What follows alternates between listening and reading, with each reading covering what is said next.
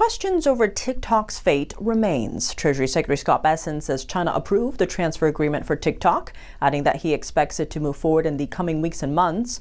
Meanwhile, China's Commerce Ministry said it would properly handle TikTok-related issues with the U.S. Joining us to dig into the psychological aspects of the app, especially its impact on young minds, is Rex Lee, cybersecurity advisor at MySmart Privacy. Rex Lee, thank you so much for joining us. Great to have you back on the show.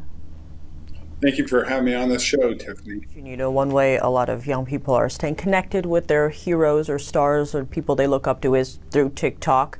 Talk to us about the psychological divide, if you will, or difference between TikTok that we use here in the U.S. versus Douyin, China's internal version. Yeah, it's amazing because they're both owned by ByteDance. And TikTok today, operating as is still owned by ByteDance. The deal hasn't been closed at all. And as you know, we went over the deal. The ByteDance is still going to retain 20% minority ownership in the new U.S. TikTok. So it's not really a U.S.-owned TikTok when 20% of it's still going to be owned by ByteDance. And they get 10 to 20% of the revenue kicked back to them for the use of the algorithm because they own 100% of the algorithm and they're only licensing it to the new company. So you're still going to have a China influence. And then if you look at what or how TikTok is programmed for not just the United States, but every country outside of the United States, it's everything goes. They're promoting human trafficking. These platforms like TikTok have been infiltrated by these criminal organizations. So they're recruiting, like here in Texas, we see a lot of stories about teenagers that were recruited to go down to the border and make a quick buck through human trafficking over the Biden years and or be a drug mule and make money through that. You'll see all that type of stuff that's being promoted on TikTok, the TikTok challenges that have harmed kids and bad behavior. Well, Douyin in China, which is TikTok in China, it's promoting good behavior, it's promoting academics, it's promoting sports. It actually has a time limit that will cut.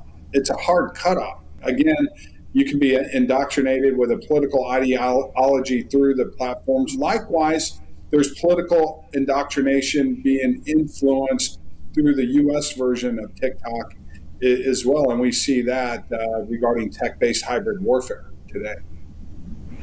And with all that you covered, what would be your advice to parents or, even kids who are concerned about maybe being influenced through these types of technologies and with the betting on the side? What would be your advice?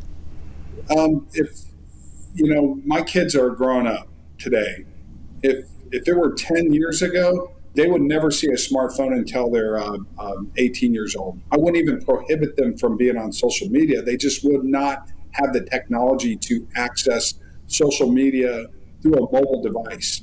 Whereas a desktop computer, a parent can monitor and maybe put some guidelines on the kid regarding screen time. There's a movement within Gen Z where dumb phones are becoming popular because they're tired of it. They know they've been indoctrinated. They know they've been addicted to tech, and there's a movement toward that. So you can forget government trying to protect these consumers and children from all of this because of the lobbying that's going on K Street. The money's too big. It'll come back on the parent to have accountability for their children rather than depending on the government. Definitely a lot at stake here for sure. Rex Lee, as always, thank you so much for joining us. Thank you.